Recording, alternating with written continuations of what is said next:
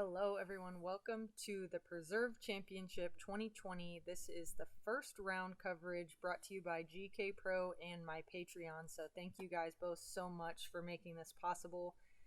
I've been partnering with GKPro all year so that they can cut down my shots and I can give you guys an inside look at what goes through my mind on each of these shots in big tournaments. So, we're here in Clearwater, Minnesota on Cale LaVisca's new course. This is hole 1. It's 615 feet. It's a par 4. The first shot is pretty much wide open. You do have this out of bounds pond on the left side, but it's really not something that you need to be too concerned about.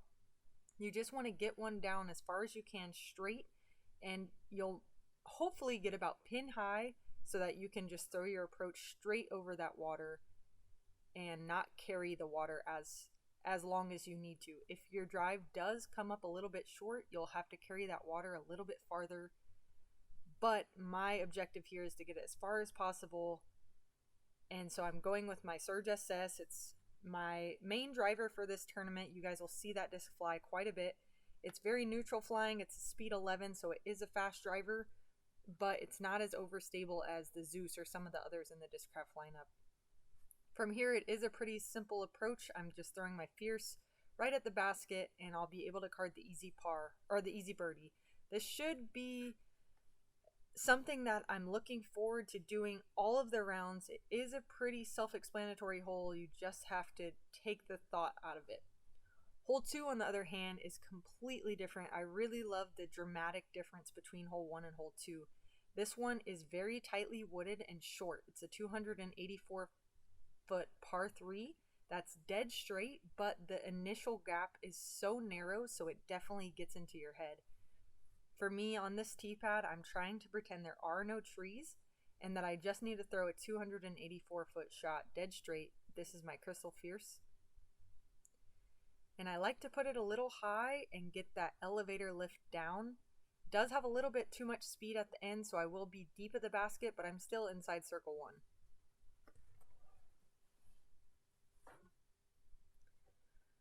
And a good solid putt there in the center of the basket. That will be my second birdie in a row. And we're moving on to hole 3, which again is a very different hole. This one is wide open, dead straight, a par 3 at 324 feet. Around this part right here, it does start to get elevated and the basket sits up on a little mound.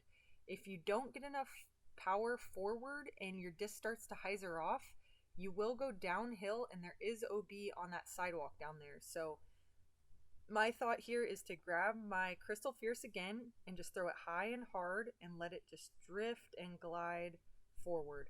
I will not be bringing into play the left side. I will just have to work on my distance control. On this one, I land about 25 deep,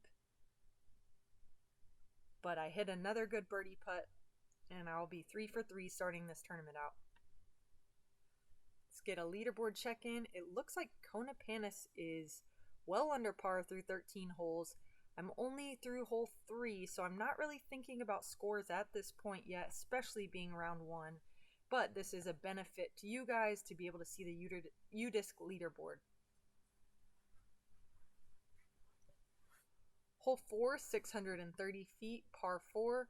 This one's really cool. You're teeing off from inside this tree-lined tunnel, and you really just want to throw it as far as you can without hyzering too much left because there is an OB water line.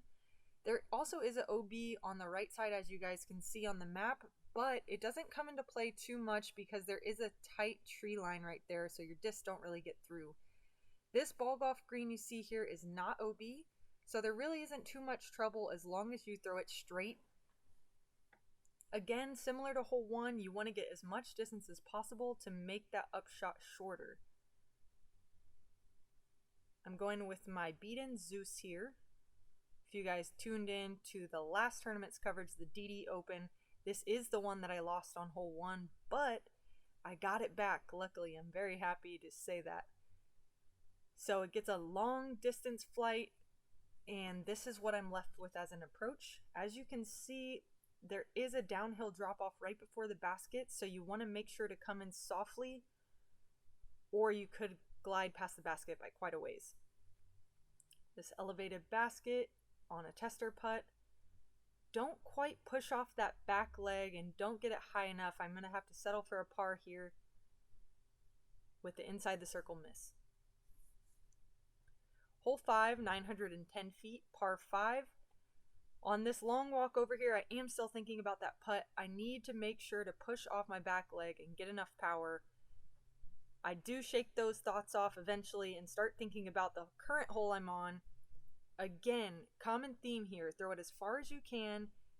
A distance player does have the advantage on this hole because if you get it far enough forward, you can see around the corner and try to attack for an eagle 3.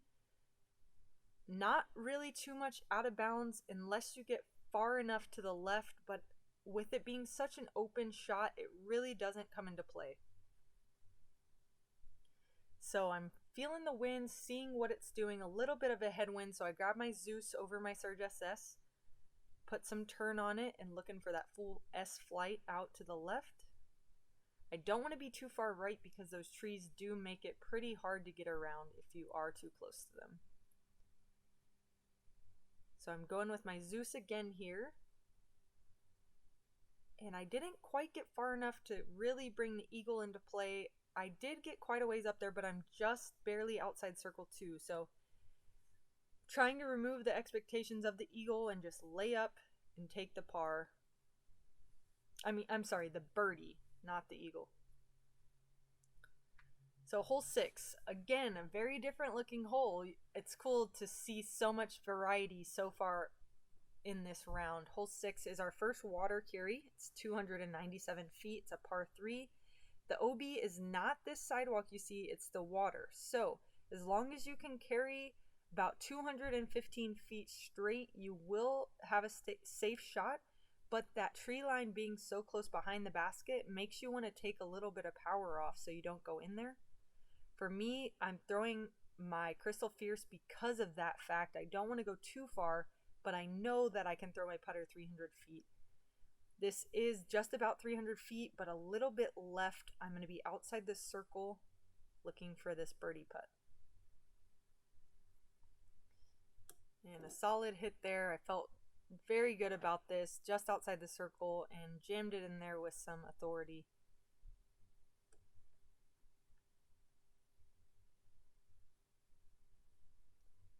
Hole 7, 240 feet, par 3. I've never quite seen a hole like this.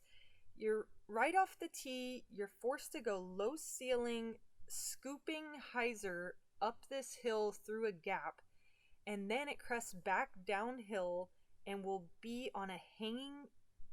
The basket will be hanging from a tree. It's a really weird shaped hole. It's almost like a C.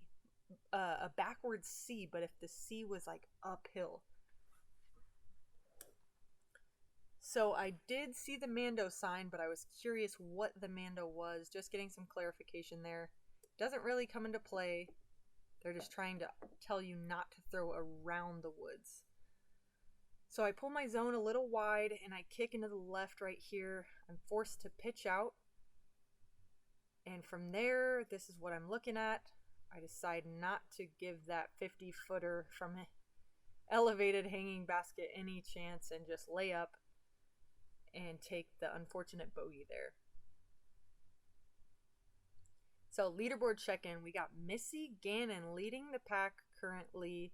She is tied for first with Kona at this point at 5 under par, but I'm just shortly behind at 4 under.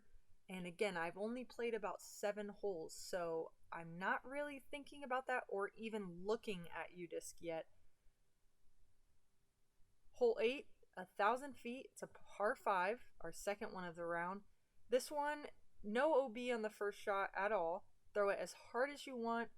And again, this one is beneficial if you hyzer out to the left because then you can see the basket better. If you're too far right, you still have this woods line along the right side that you kind of blocks the basket visually.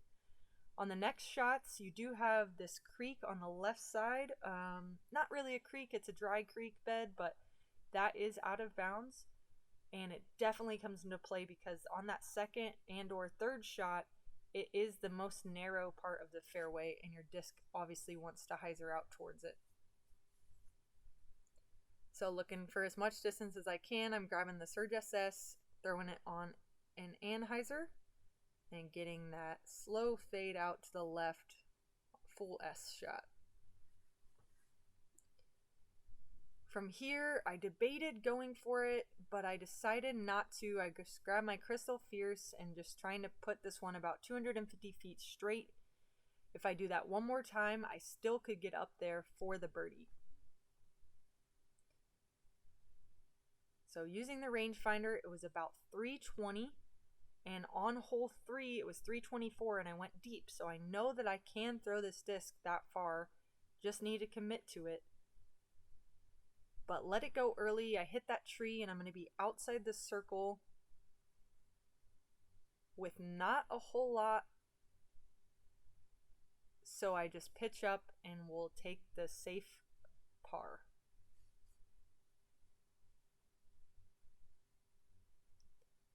Moving on to hole 9. This is 284 feet, par 3. Very flat for most of the flight, except for the last 50 feet. You're up on this mound, kind of similar to hole 3, but the drop off behind it with that sand trap is definitely what gets you.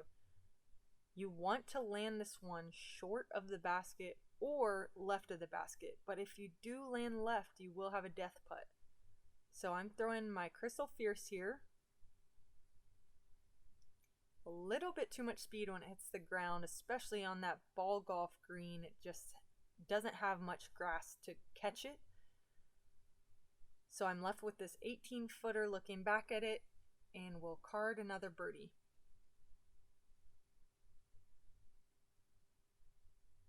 Hole 10, 269 feet. It's a par 3. This one's really cool. I think it's the signature hole in the course. This big brick wall is just so pretty. Looking up at this green on the top of it, it's very flat. There's not a lot of grass, so if you throw something too fast, you're going to get a lot of skips and head towards the water. For me, that's the reason I'm throwing my Crystal Fierce again. I want to throw that elevator shot where it just comes to rest softly. And it just drifts down and lands just about basket height and then skids a little bit deep. So I got about a 25-footer looking back at it.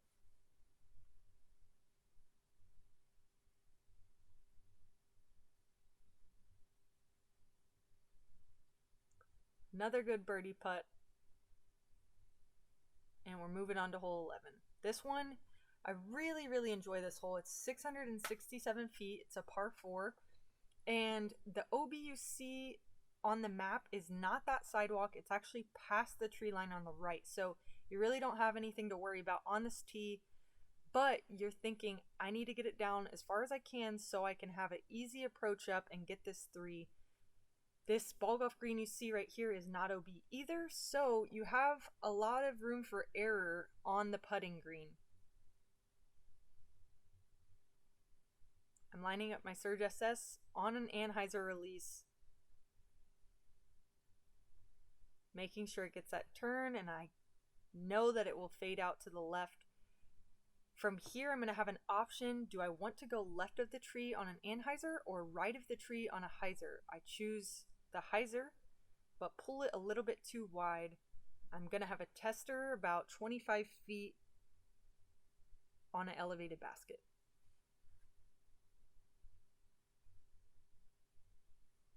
A little bit left there, not as solid as the last few putts have been, but another birdie, another good putt, and I feel good going into the latter half of this round. Hole 12, it's 296 feet. It's a par 3. This one is probably one of the tighter gaps on the course. It's very low ceiling, and since it's so short, you want to throw something slow, but you have to get that skid up there because it is low ceiling. If you do go too far, there is the Mississippi River right behind. So for me, I'm going with my Tour Series Buzz. It's a medium speed, medium stability disc. I know I can punch it forward and it will get that glide, but this is just a little bit too wide. Somehow managed to squeak through that branch though and find myself inside the circle, pleasantly surprised with where this one landed and hoping to capitalize on a little bit of that luck. So another birdie moves me up to 8 under par through 12 holes. Hole 13, 360 feet, par 3. This one is our first hole that finishes to the right, at least for par 3s. So this one, if you had the sidearm, I would say it's the play, but for me, I do not have the sidearm. So I'm looking at my first run Undertaker on a hyzer flip, knowing that if I throw it hard enough, it will flip over and glide to the right. When I'm doing this, I try to pick a point where I want that hyzer to hit and just know the understability of the disc will glide over.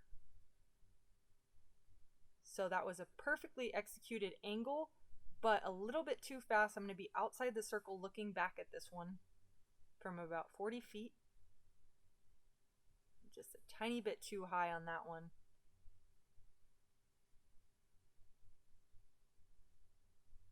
I really wanted to hit that one.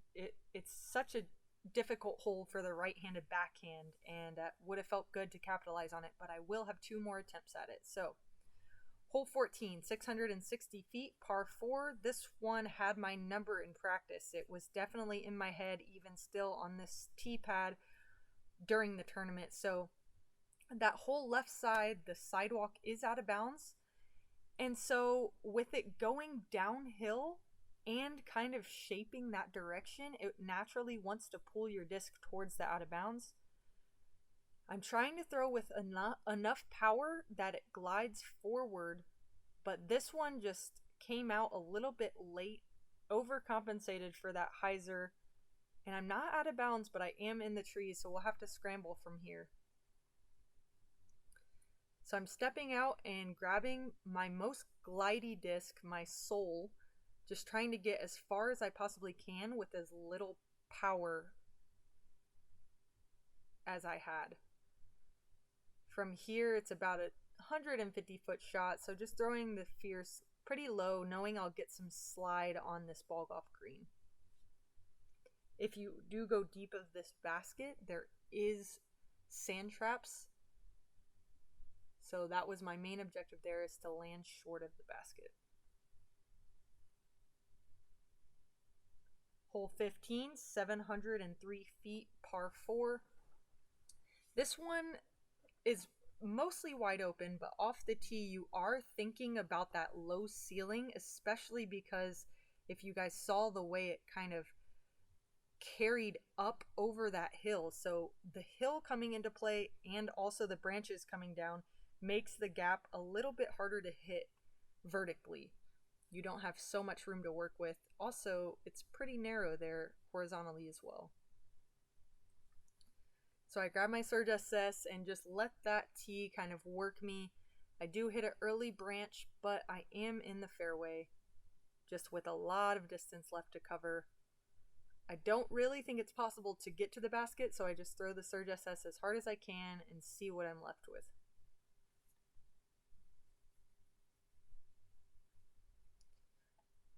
So from that drive, I am just outside of jump putting range. I know I can't make this one, but it is the safest way to get me up under the basket and to card the par.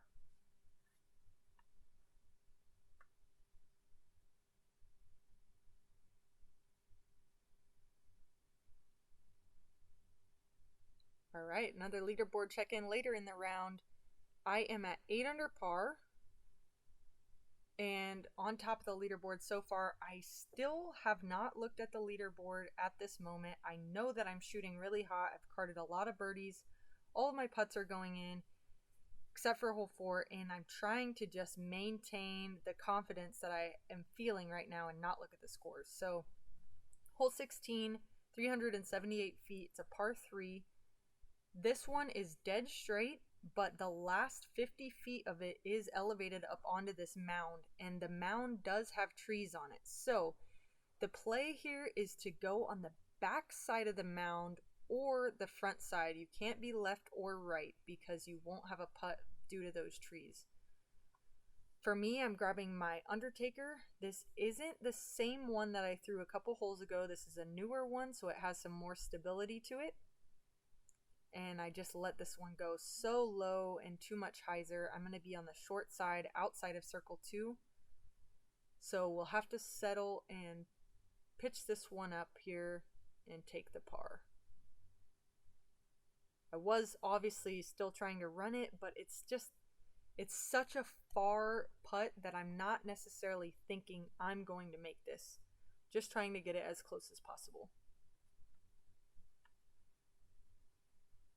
All right, hole 17, the last bit of trees we'll see on this course. This is a very narrow tunnel, 269 feet, par 3.